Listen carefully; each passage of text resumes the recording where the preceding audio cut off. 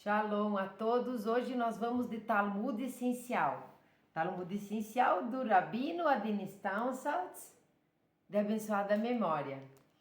O Talmud Essencial é o que? Para quem está chegando aqui agora, sejam todos muito bem-vindos. O Talmud Essencial não é o Talmud, né? Aqui, não é o Talmud.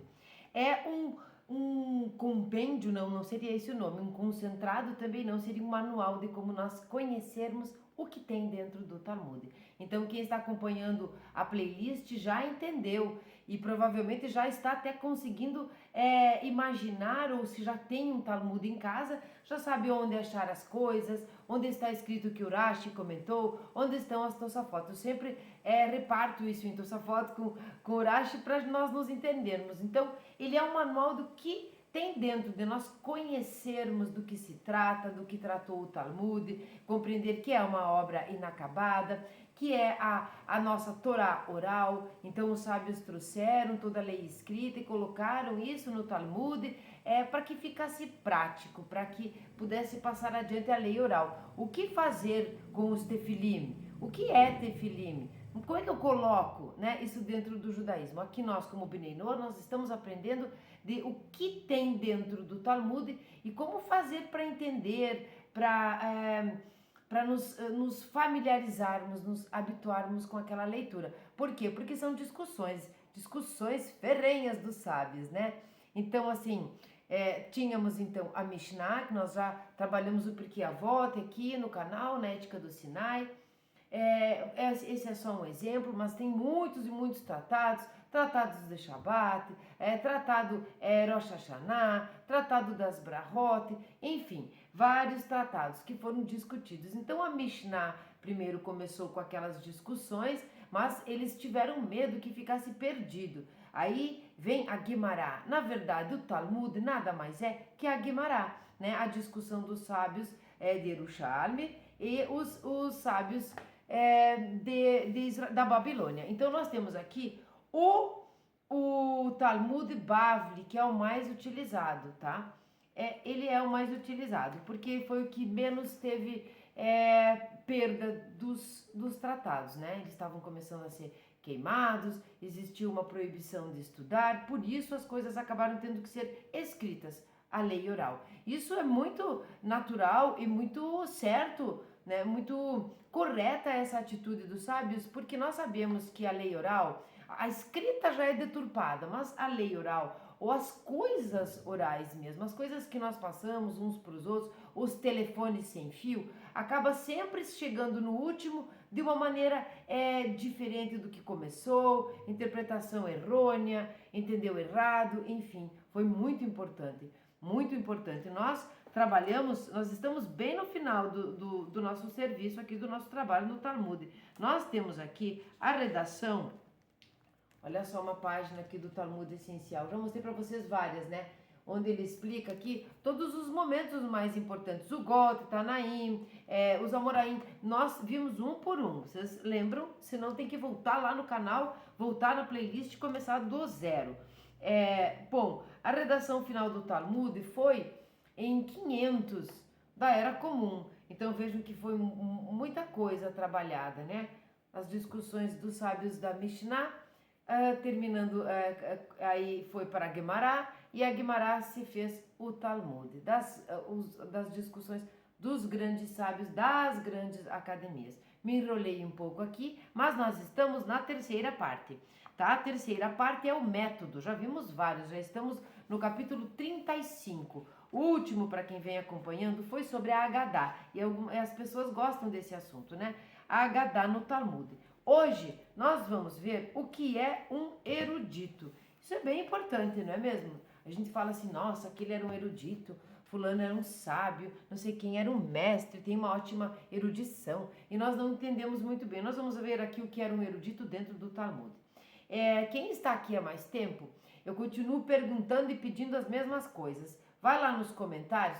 Se você chegou agora, você se inscreve, me faz um grandíssima, uma tzedakah, uma caridade aqui, se inscrevendo. Não curta agora, espere para ver, mas não deixe de curtir, porque isso faz com que o vídeo circule mais no YouTube.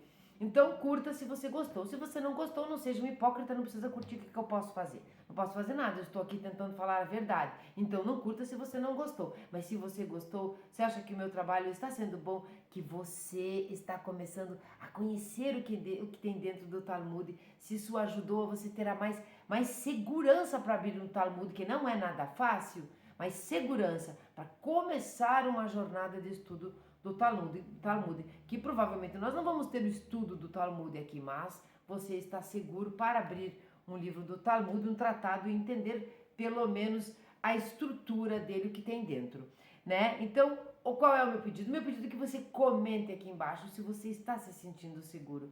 Se esta playlist, se este estudo, se este livro, se este rabino maravilhoso, Adin Townsend, Israel, se está ajudando o trabalho dele a você conhecer o Talmud, eu quero que você comente aqui embaixo. Então, o que é um erudito? Vamos fazer a bênção do café, que hoje nós vamos de café. A saga do café ruim. Vamos ver se tá bom. Baruch atah Adonai Eloheinu melech haolam, shekol nireh bevaro.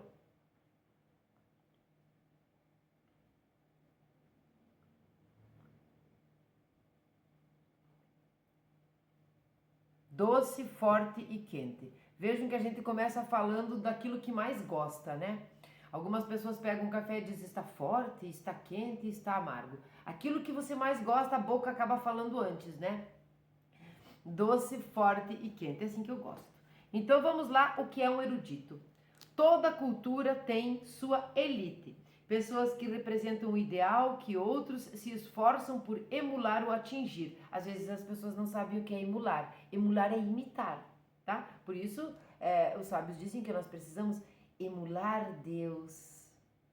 Na cultura judaica, são indubitavelmente os eruditos, essa é a elite, né? Talmidei Chachamim, que significa literalmente discípulos dos sábios. Sabe quando a gente diz assim, ó, os filhos dos profetas? A gente não está aqui falando, quando esse termo acontece, essa expressão, é que o profeta tinha uns quantos filhos, e então nós estamos falando dos filhos. Não, os filhos dos profetas é o fruto daqueles grandes profetas, são os discípulos. Aqui foi só um adendo. Que constituem essa aristocracia, os discípulos dos sábios, os Talmidei Chachamim. Todo judeu aspira a chegar a essa figura ideal. E se ele próprio é incapaz disso, transfere a ambição aos seus filhos. Aqui é filhos também.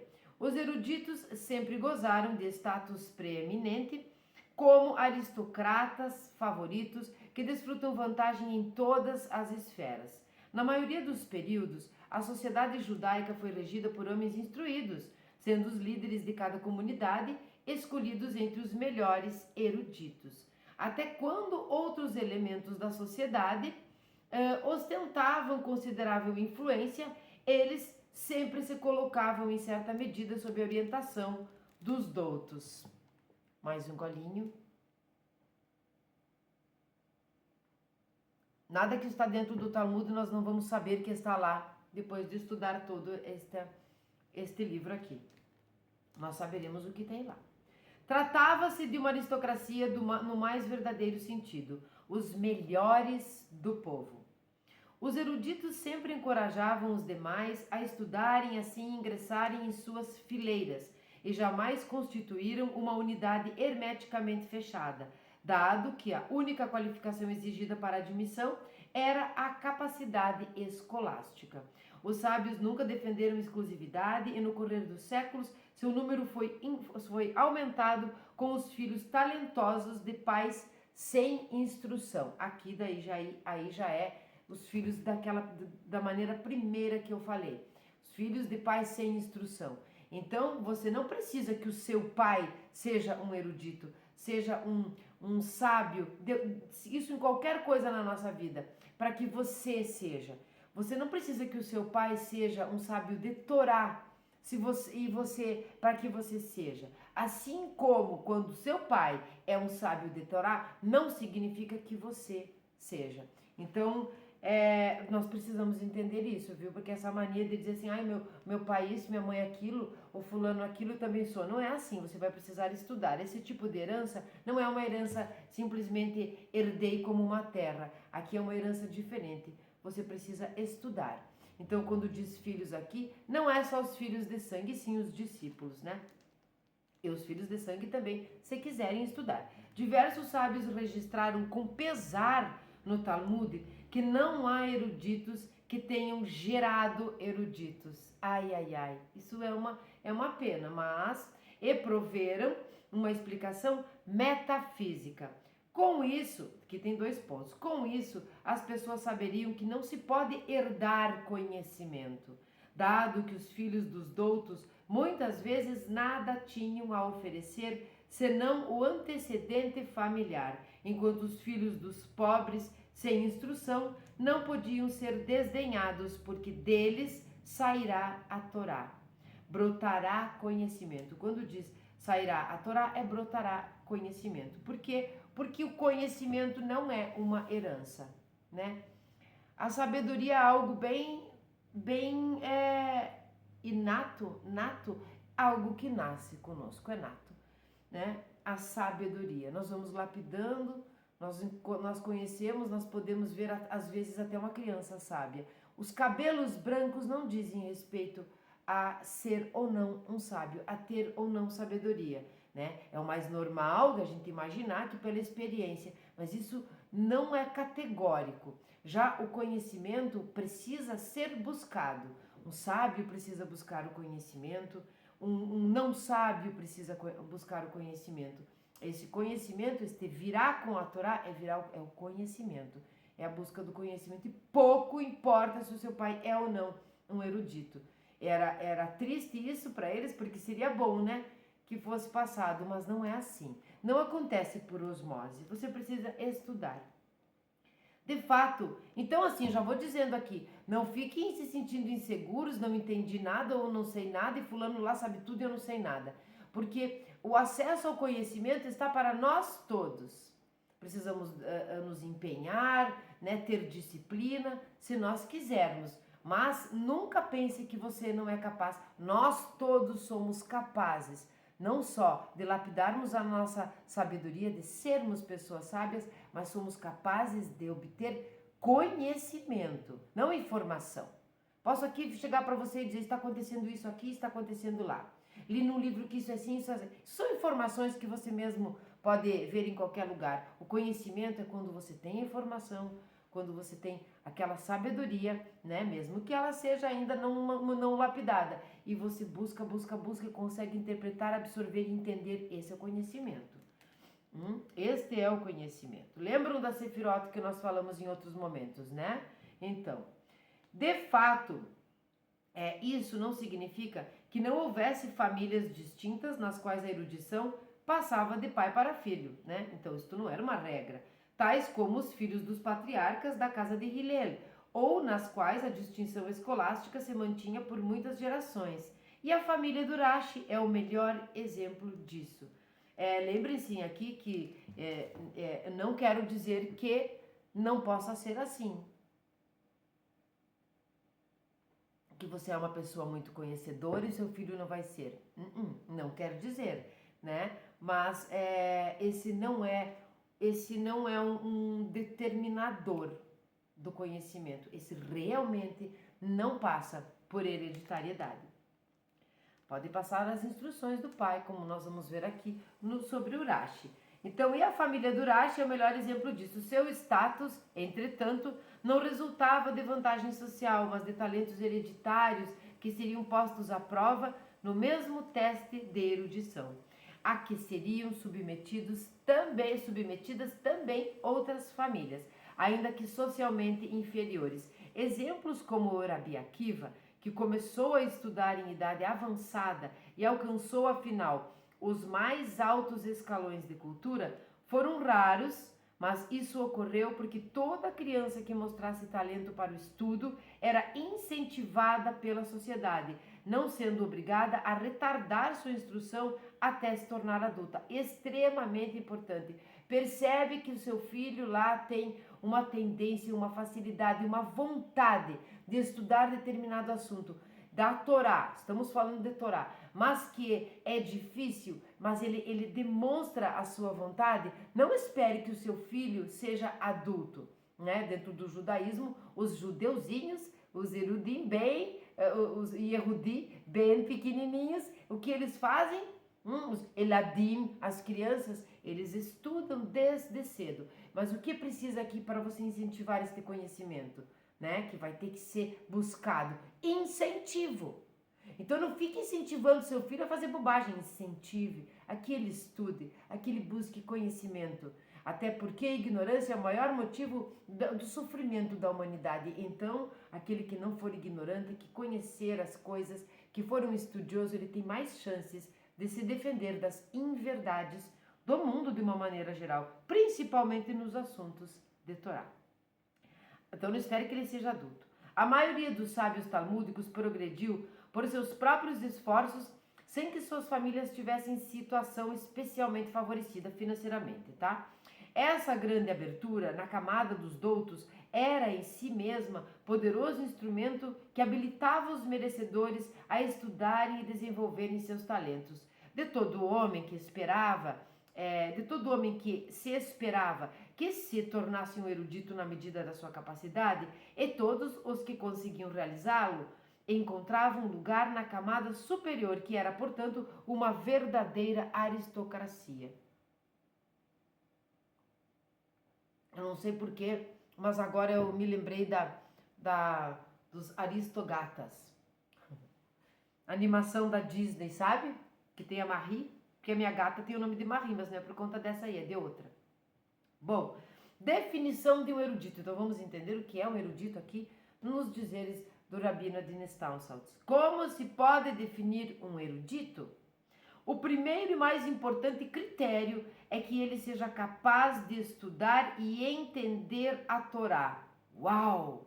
Estudar e entender a Torá. Não basta ler. Sabe o que a gente precisa fazer para ler a Torá? Sabe? A Torá em português? Saber português. Sabe o que a gente precisa para ler a Torá hebraica? A Bíblia hebraica? Saber hebraico. Então significa que para ler nós precisamos ser alfabetizados. Somente isso. Para nós falarmos uma página inteira, nós precisamos decorar, por exemplo. Saber decorar. Isto não é conhecimento. Isto não é erudição. O erudito não era uma pessoa simplesmente alfabetizada que sabe ler. E sim uma pessoa que estudava e entendia a Torá. Então você tem que saber ler, saber estudar e poder estudar e entender o que você está lendo. Condição que requer um elevado grau de capacidade intelectual. Por isso, a maioria das pessoas leem, estudam, não entendem e discutem o assunto. Discutem o assunto com você que está aí há um tempão estudando e entendendo. E discutem o assunto sem entender. Então aqui nós temos que ter tanto carinho, quando você conhece alguma coisa bastante. Quando você sabe, por exemplo, sobre escultura em madeira, né? Entalhar as coisas, você sabe muito bem. E a pessoa vem e fala um monte de bobagens e ela acha que entendeu. Aqui é a mesma coisa na Torá. Isso é um pouco difícil, na verdade. Isso, todavia, é apenas uma faceta do conceito geral e básico do douto, quer dizer que tem mais. Não lhe basta ser erudito e de percepção aguda. Tem de ser igualmente um ser humano nobre, dotado de qualidades espirituais e humanitárias. Se preocuparam o tempo todo com isso, por nada que os judeus não são conhecidos apenas como o povo do livro, mas também de idoneidade, também de prosperidade, também de profundidade, de religiosidade. Tudo tem que caminhar junto. De nada importa você ser próspero financeiramente e sua casa ser uma porcaria, ser um lixo de relacionamento dentro de uma família, de um casamento.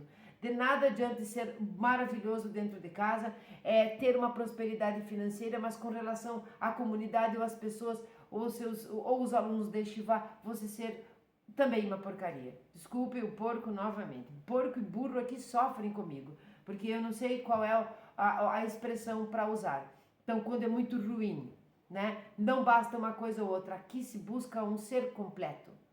Não perfeito, completo. Então não basta ser um erudito, tem que ser nobre. Nobre nas suas atitudes, nobre no seu coração.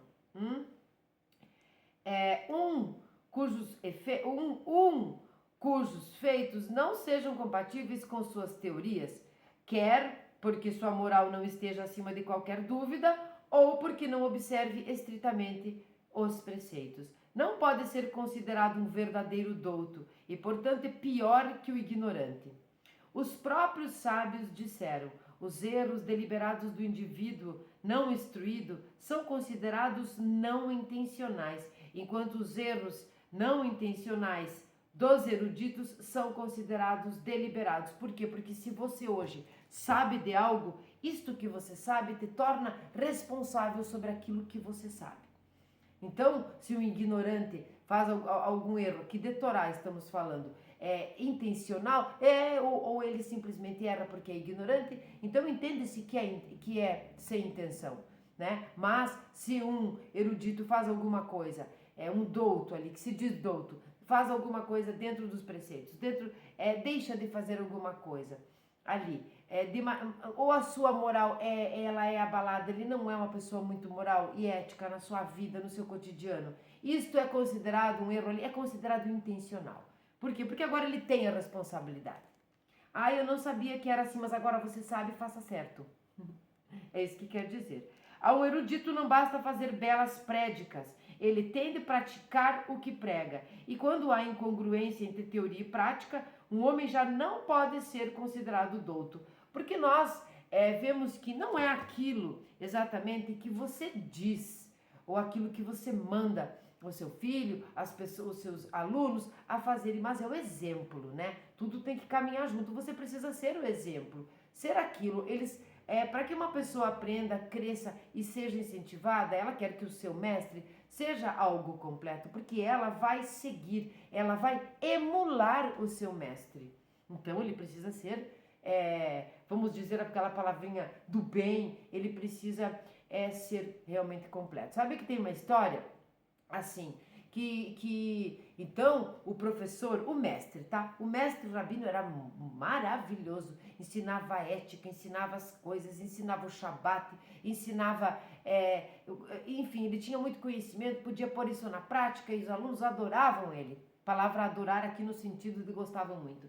E um certo aluno, certa feita, um discípulo, certa feita, num momento lá, ele viu o seu rabino, o rabino que ele tanto, que ele era tanto estimulado por ele, incentivado, que ele admirava muito, que ele tentava emular, aprendia muito com ele. Viu este rabino infringindo o Shabat completamente. Vamos trazer isso para os dias de hoje. Estava no celular, estava fazendo compras, negociando, estava fazendo tudo errado, nem sei mais o que, mas ele estava fazendo tudo errado, tudo que é proibido no Shabat, os 39 trabalhos proibidos dentro do judaísmo. Esse aluno, ele chegou, né, discretamente, mas ele não se aguentou, ele chegou para o rabino e disse: Ravi, como que o senhor está infringindo o Shabat? O senhor esqueceu que hoje é Shabat? Por que o senhor está fazendo isso? Por que o senhor está no celular? Sei lá, começou a falar as coisas que o rabino tinha feito. Ele disse: caro amigo, caro aluno, eu estou de férias. Lá na universidade, lá na Yeshiva, eu sou, como você vê, né, um incentivo, sou um erudito, sou um doutor. Aqui eu estou de férias. Isso não existe. Esta pessoa é uma pessoa quebrada. Este não é um erudito verdadeiro, este não pode ser considerado um douto, ele é um mau exemplo. Ele não vive a sua vida prática como ele ensina a teoria. Bom, além disso, de um homem instruído espera-se que viva à luz de seu conhecimento, de modo que tudo o que diga ou faça constitua por si mesmo a Torá. Do erudito que transgrediu, já se disse. Por exemplo, esse que transgrediu o Shabat. Sua Torá era só da boca para fora. E quantos, né? Dado que a verdadeira Torá deve refletir-se no comportamento pessoal como no estudo. Essas Não eram regras morais meramente abstratas, mas preceitos alárricos práticos. Os codificadores também as consideravam como tais e determinaram que um homem, embora erudito, cuja conduta fosse reprovável, não só não precisava ser respeitado por seu saber, mas devia ser condenado e desprezado. Frequentemente se relata no Talmud como foram punidas, castigadas ou excomungadas pessoas instruídas de caráter duvidoso. Nós já vimos aqui como é que é o excomungado, lá ele não pode participar de reunião nenhuma. É excomungado mesmo. Assim sendo, a erudição não é simplesmente um padrão intelectual, mas abrange toda a personalidade, tornando-se o homem o símbolo da Torá e sua essência total um sinônimo desta. Portanto, podemos entender a ânsia de estudar os atos e conversações dos eruditos e de aprender com eles, dado que se presume que tudo o que o erudito faz ou disse em público ou em sua privacidade pode servir de guia para os outros. Não existe melhor descrição das qualidades do erudito do que a Braitá que diz. Agora vamos ler. A Torá é maior do que o sacerdócio ou a monarquia, pois a monarquia requer 30 qualidades e o sacerdócio 24, enquanto a Torá demanda 48 atributos. Agora nós vamos ler os 48 aqui, eu penso. 48 atributos. Estudo, audibilidade, pronúncia distinta, compreensão, discernimento do coração, temor religioso, reverência, humildade, alegria, pureza, prestação de serviço aos sábios, apego aos colegas, discussão com discípulos, tranquilidade, conhecimento da Bíblia e da Mishnah, moderação nos negócios, moderação no intercâmbio mundano, moderação no prazer, no sono, na conversação e no riso, tolerância, bom coração, fé no sábio, aceitação do castigo, reconhecer o seu lugar, regozijar-se com a porção que lhe cabe, comedimento na fala, não proclamar mérito próprio, ser amado, amar o onipotente, amar a humanidade, amar a justiça, retidão e admoestação, esquivar-se a honrarias, não se gabar de sua instrução, não se deleitar em proferir decisões, suportar o jugo dos outros, julgar favoravelmente ao seu semelhante, mostrar-lhe a verdade, levá-lo à paz, serenidade no estudo, saber perguntar, responder, ouvir e acrescentar ao que é estudado, aprender com o objetivo de ensinar, estudar com o objetivo de praticar, tornar mais sábio o seu mestre, prestando atenção ao seu discurso e citar as coisas em nome de seu autor. Esta lista demonstra claramente que o erudito deve ser uma personalidade íntegra, um homem completo em todos os aspectos.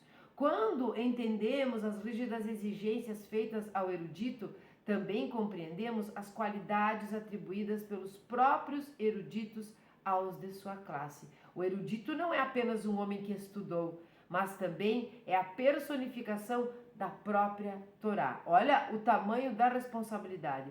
Honrá-lo é honrar a Torá, e o erudito é instruído a temer ao seu mestre como teme a Deus. E até do ponto de vista positivo, o erudito merece o mesmo grau de respeito e amor. Já se disse, as pinhas. Quem deseja trazer primícias atualmente deve dar um presente a um erudito. No entanto, muitos dos eruditos objetavam as dádivas por diversas razões, e os que concordavam em aceitá-las especificavam que deviam ser pequenos presentes simbólicos. Quando eu li os 48 atributos que é necessário que um erudito tenha, sabe, a primeira vez que eu li, o que eu fiz? Eu imprimi a página. Eu imprimi. Então, se você puder parar aí e copiar, faça isso. Eu imprimi a página, né, se você não tem o livro. Porque todos esses atributos aqui que são necessários para o erudito são necessários para sermos homens e mulheres decentes. Se nós conseguirmos cumprir, ser esses, ter e exalar, não, mas externar esses 48 atributos, nós somos uma pessoa completa. Porque eu não vi dentro desses 48 requisitos aqui, atributos, faltar nenhum. Faltar nenhum. Então eu imprimi a folha e para todas as coisas da minha vida eu posso ir lá e ler esta folha e rever isto, né? Porque eu colei ela na parede. Eu poderia pegar o livro ali, mas eu colei porque eu gosto de imprimir e colar as coisas nos lugares onde eu posso ver. E relembrar, passar por ali, olha aqui, ó, chama atenção aqui, Sharon, dá uma olhada aqui, você está falhando aqui. E fazer isso. Não é somente no âmbito da Torá. Nós sabemos que a Torá é um manual de vida. O Talmud é um manual ao quadrado, porque ele traz o manual, ele dá vida à Torá, a vida prática, e ainda destrincha isso para nós. Então, eu fiz isso. Eu imprimi e sigo quando lembro. Não é sempre. Em todos os âmbitos, não só para o estudo, não só para ser uma pessoa erudita, não só para ensinar o que aprendi, não só para aprender o que me ensino, não só para honrar a Torá, para todas as coisas da nossa vida serve. Esta gama de qualidades morais requeridas do erudito em nada diminuía as expectativas intelectuais que eram a base de sua erudição. Quer dizer, para o erudito não basta nem mesmo os 48 atributos. Claro que tem que ter como é que eu vou dizer? Uma intelectualidade elevada, né? Um erudito devia, acima de tudo, ser bem versado na Torá. Mas também aí existiam limites bem definidos. Um homem com profundo conhecimento da Bíblia, ou até da Bíblia e da Mishnah, não é ainda considerado um erudito. Bom, para conquistar este título, ele deve conhecer igualmente o Talmud. Então, fiquem sabendo que nós que não conhecemos profundamente o Talmud não somos eruditos ainda. E eruditas. Até o estudante que tem um conhecimento profundo das fontes só se torna um verdadeiro douto depois que serviu aos eruditos. Quer dizer, quando se serve aos eruditos, aí sim. E estudou os vários métodos de aprendizagem, baseados principalmente no estudo da Guimará.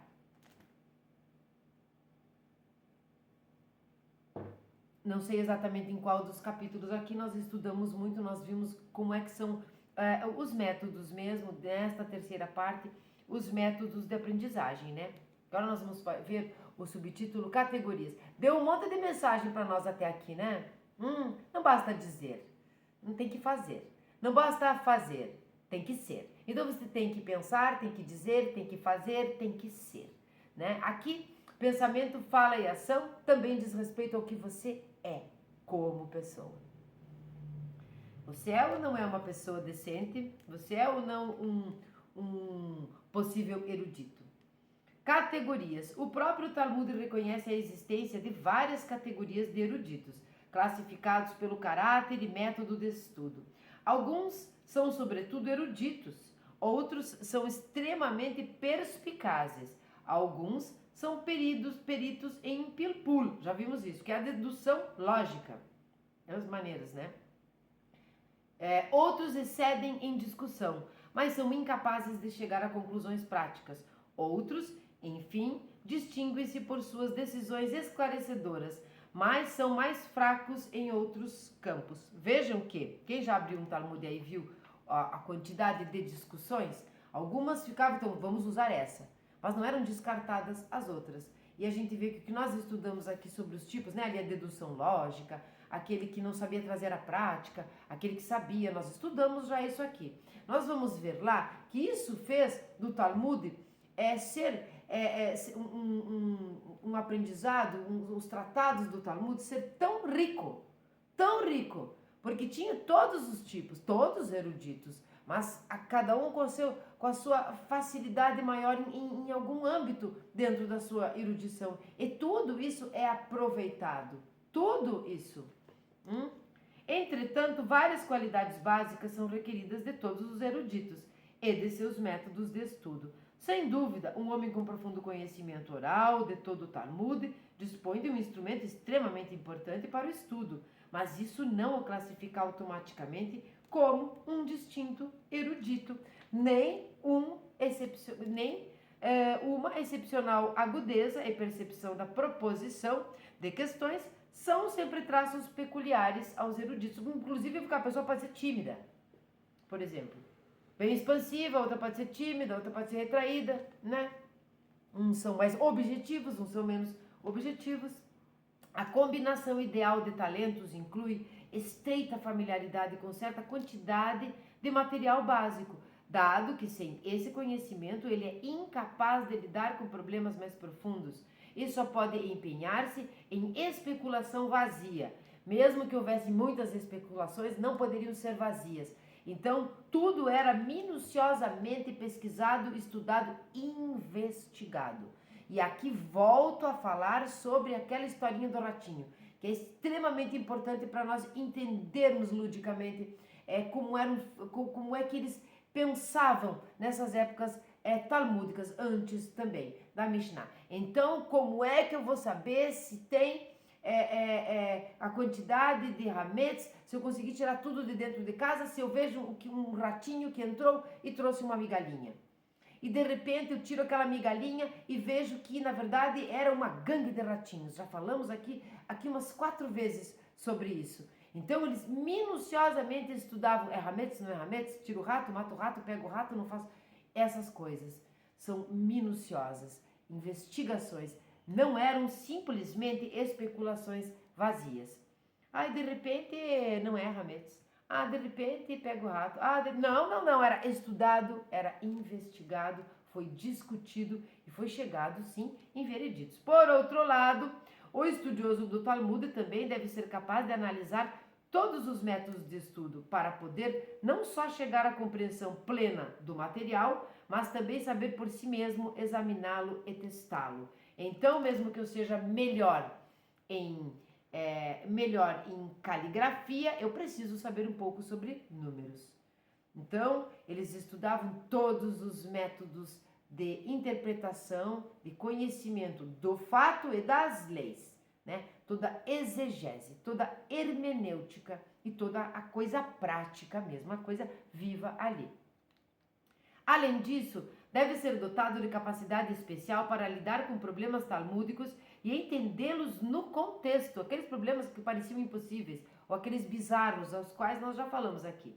Esse talento singular é indubitavelmente ligado a poderes intelectuais gerais, mas não é o mesmo que destreza mental. Assim como não é o mesmo de jus enrolante. Às vezes você enrola, não sabe coisa nenhuma, mas enrola tão bem que todo mundo acredita. Pois é, a destreza mental, ela também não é o mesmo que você ter poderes intelectuais gerais. Um indivíduo pode, às vezes, estar apto a entender questões que lhe são expostas por outros, mas não ser capaz de atingir um elevado padrão de autodidatismo. O verdadeiro erudito é capaz de identificar-se com os sábios talmúdicos e mergulhar ele mesmo no mundo particular desses sábios.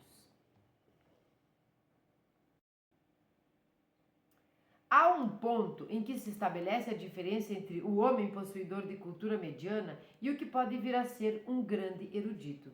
Qualquer pessoa talentosa pode entender o texto do Talmud e ler também, né? E depois de investir certa quantidade de esforço, que envolva tanto o estudo quantitativo como o qualitativo, quer dizer, não adianta só quantidade, tem que ter qualidade, não adianta qualidade e não ter quantidade, precisa dos dois. Ser capaz de aprender por si mesmo. Então não pode depender para aprender aquilo, para ser um erudito, a vida inteira precisar que alguém te ensine. Você precisa aprender por si mesmo, né? E claro que nós sempre temos que ter um rabino, mas aqui nós estamos num grau elevado, não somos nós querendo aprender, mas sim um erudito, para ser um erudito. Mas aqui é que se ergue a divisória. O talento para o estudo da Torá assemelha-se, de certa forma, a capacidade artística. Todo homem que tenha predileção por um tema pode tornar-se um entendido passivo, e se for mais talentoso, pode tornar-se criativo, mas a grandeza depende de um dom especial, que em outras esferas é chamado de genialidade. Às vezes a gente pensa, nossa, como você canta bem, como você toca bem, como você fala bem, você é um gênio. Você não é um gênio, tá? Eu não sou uma gênia. Eu não sou uma gênia. Porque eu arranho um piano, eu toco mal para burro, ó, viu? Ofendi o burro. Aí porque você isso, aí você canta bem, eu dou umas cantadinhas assim, bem meia boca. Então eu não sou gênio. Isso não significa genialidade. Os mais altos escalões da cultura talmúdica não são alcançados apenas por esforços laboriosos. Então, você estuda, faz tudo certinho o que eu disse até agora, mas não tem este dom. Infelizmente, aqui vai ter uma diferencinha. Uma diferencinha. Onde é que eu estava? Onde é que eu estava? Há sempre algum estudante extraordinário, alguns estudantes extraordinários, dotados não só de compreensão passiva da beleza da textura intelectual do Talmud, mas de verdadeira participação no ato de tecê-la. A singularidade do Talmud reside em que nenhum estudioso pode verdadeiramente compreendê-lo sem tomar parte ativa no processo de criá-lo. Essa criação é uma criação aqui, não é de criação de Deus, né? É uma criação, também não é a cocriação que a gente chama, é outra coisa. Vamos adiante e vamos entender aqui. Ele tem de ser sensível às perguntas e respostas, capaz de sentir instintivamente como um tema se desenvolverá e estar pronto a cada momento para levar a discussão na direção certa. Então, aqui é como quando ele cria uma resposta a uma grande pergunta ou a uma pequena pergunta. A uma pergunta importante, a uma pergunta que aparentemente é menos importante.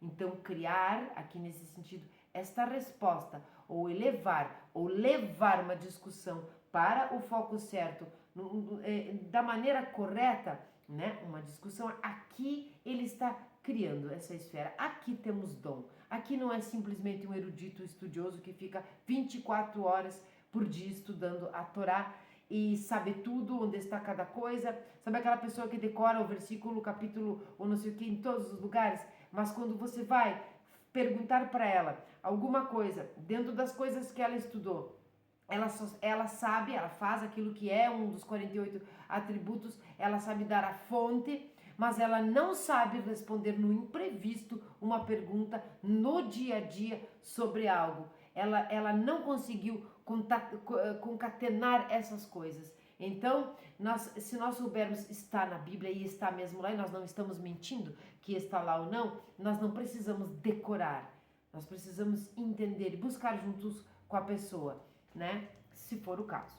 Capacidade de criação, ele vai explicitar isso de uma maneira de instância, né? Não de uma maneira Sharon. Vou beber uma água, porque acabou meu café, fiquei com sede ainda. Me desculpem, vou precisar tomar, não vou dar pausa para beber uma água e vou voltar a dizer, nunca é demais dizer que eu vou precisar fazer, obviamente, para ter direito a esta hidratação, aqui eu vou precisar fazer a bênção novamente, porque isso não é um café, uma água, é outra coisa.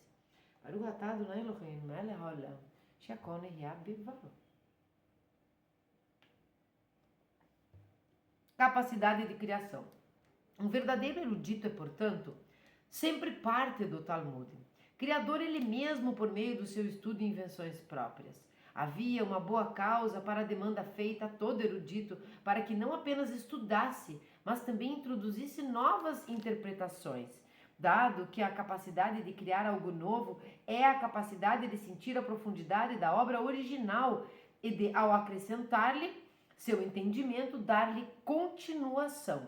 Então os tempos vão evoluindo e aqui, como antes eu dei o exemplo do ratinho, vamos voltar ao exemplo da inseminação.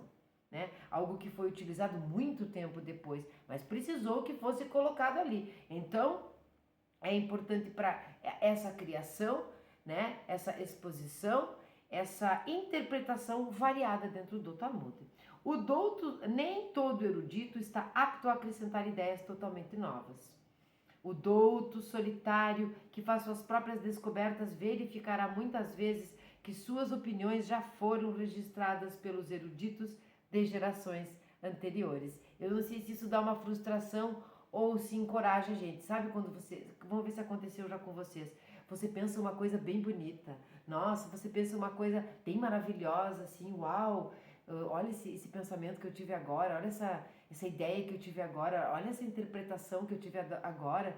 Aí você vai lá e um sábio de 1000, 2000 anos atrás já tinha dito, já tinha pensado a mesma coisa que você. Ou você se frustra e pensa, poxa vida, pensei que era só eu que eu tinha sido pioneiro nisso, né? Mas outro já pensou igual. Ou você se encoraja e vê que, oba, corroborando o que eu estou dizendo agora, eu não estou falando ao léu, isto realmente foi discutido pelos sábios. Então você escolhe se quer ficar frustrado ou honrado. Mas, ao contrário de outras esferas do conhecimento, o estudo talmúdico não insiste em que as inovações sejam originais e desconhecidas. Não precisa. Até certo ponto, cada erudito tenta provar que suas revelações não são inteiramente novas, mas estão implícitas nas observações de seus predecessores. Para um douto, não existe glória maior do que descobrir que o pensamento por ele desenvolvido, independentemente, já foi antes formulado por outros. Este se sentiu honrado, este é um douto, este é um genuinamente douto, né? Por outros, dado que isso constitui boa prova de que seus métodos de estudo são uma boa continuação do próprio pensamento talmúdico. A máxima talmúdica, tudo que o eminente erudito cria, já foi dito a Moshe no Sinai. Vou ler de novo e quero dizer aqui para vocês, quando eu vejo que eu tive um pensamento e alguém muito importantão teve aquele pensamento, eu fico muito feliz. Não porque eu sou grande como ele, não porque ele é grande e eu pensei como ele, nada disso, mas porque eu sinto que estou no caminho certo, que estou estudando da forma correta, estou absorvendo, né? Da fonte. Vou ler esta frase novamente porque esta frase é maravilhosa. A máxima talmúdica. Tudo que o eminente erudito cria já foi dito a Moshe no Sinai. É como se Deus ficasse respingando do céu, assim, ó, conhecimentos e conhecimentos do próprio Talmud para nós, para aqueles que vieram depois, para nós pegarmos assim, aqui parecido com osmose, é diferente do conhecimento, para que a gente pegue as coisas assim, tenha os insights, né? Os insights, porque tudo que o eminente erudito cria já foi dito a Moshe no Sinai. Não visava a desencorajar o inovador, mas antes a frisar que todas as verdadeiras inovações são inerentes à própria Torá e apenas necessitam ser descobertas. Também neste ponto é válida a analogia do estudo da Torá com os métodos científicos. Quando a gente vê os métodos científicos e chega lá, agora vamos ver que um cientista, ele descobriu isso, ele descobriu aquilo, sabe que existe até o bóson de Higgs, então eles chamam de a partícula de Deus e tudo mais. Não vou entrar aqui nesse assunto que eu adoro, gosto muito, adoro aí de novo, falei adoro, e tudo mais. Quando nós vimos aquelas descobertas, elas são descobertas, elas não são criações. E o que é uma descoberta? Eu descobri. A pessoa pensa, quando fala da boca para fora, eu descobri sei lá, o óbvio, eu descobri não sei o que, eu descobri não sei mais o que. Você para e pensa assim, procure o que significa a palavra descobrir. Descobrir não é criar, descobrir é descobrir. É tirar algo que cobria aquilo, então aquilo já estava lá. Porque neste mundo não se cria nada, nós só descobrimos, nós só co-criamos, eu não gosto dessa palavra, co-criamos as coisas que já existem. Nós somos criaturas com o potencial de descobrir o que a grande essência jogadinha aqui embaixo para nós, Hashem deixou. Hashem é que cria, nós não criamos nada. Nós criamos confusão, confusão nós criamos. Ai, meu Deus. Eu acho que confusão nós criamos. Nós criamos confusão, nós criamos atrito, nós criamos problemas, nós criamos doenças, nós criamos isso. Isso eu acho que, não sei. Porque a gente vai ter que descobrir de como sair disso. Não dá para usar a palavra criamos, mas é difícil, tantas coisas que a gente, tantas pedras que nós colocamos no nosso próprio caminho da nossa vida, não é possível que seja uma descoberta, né? Essa é uma cocriação realmente. Não criamos, mas nós cocriamos. Quem estuda a natureza do mundo material sente que não está buscando fatos novos. Como dizia, né? Melech Shlomo Melech, que não existe nenhuma novidade aqui sob o sol. Nem não existe mesmo. Mas antes, revelando a realidade existente. Isto também se aplica ao douto talmúdico, que se esforça por descobrir, desenvolver e ressaltar aspectos já presentes no Talmud. Então fique você sabendo que assim que você estiver bem apto a entrar no Talmud, aí eu não posso pensar diferente. Pode, tá? Podemos todos pensar diferente. Podemos pensar diferente dos sábios, podemos interpretar diferente todas as coisas. O que nós não podemos é modificar a Torá, nem acrescentar e nem subtrair. Por exemplo, você não pode comer do fruto proibido. Então, a cobra mandou que Ravá se encostasse, então ela mesma se encostou. Não estava escrito, olha só, encostei na árvore e não me aconteceu nada, viu só, não morri. Ela fez o que aqui? Ela acrescentou, ela disse que se encostar não podia, não foi isso que Deus disse. Isso é proibido. Interpretar esta serpente, interpretar esta árvore, interpretar Ravá, interpretar Adam Arishon, de várias maneiras nós podemos. Aliás, nós devemos, porque é assim que deve caminhar a humanidade, né? Evoluindo. Onde é que eu estou aqui? Isso também se aplica ao douto talmúdico que se esforça por descobrir, já tinha lido, desenvolver e ressaltar aspectos já existentes. A predileção dos grandes eruditos através dos séculos pela busca de similaridades entre suas teorias e as de outros doutos é expressa na máxima: abençoado seja ele, por eu ter exposto a minha opinião dos grandes eruditos. Ai, de novo, vou ler novamente. Abençoado seja Hashem, por eu ter exposto a mesma opinião dos grandes eruditos. Um agradecimento, uma bênção a Hashem que permitiu que você expusesse a mesma opinião, que nós expuséssemos a mesma opinião que os grandes eruditos da história.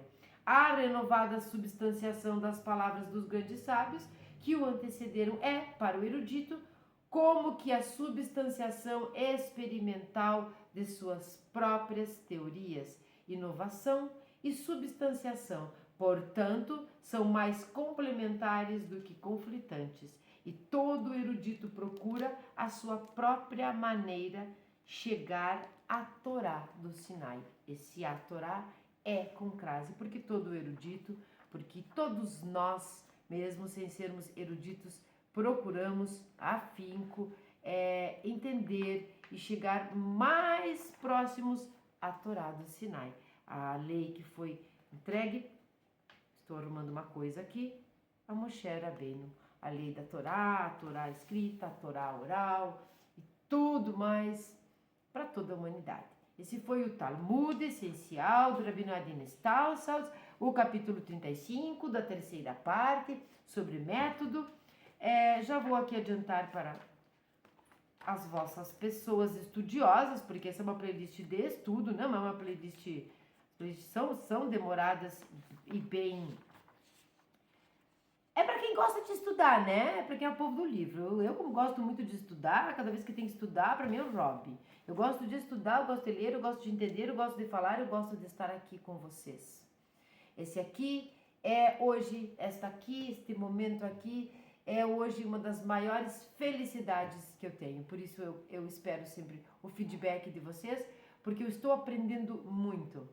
Eu estou aprendendo muito e quero trocar isso com vocês. Tudo que eu for aprendendo eu vou trazer. e tudo que eu não tiver certeza eu não vou trazer.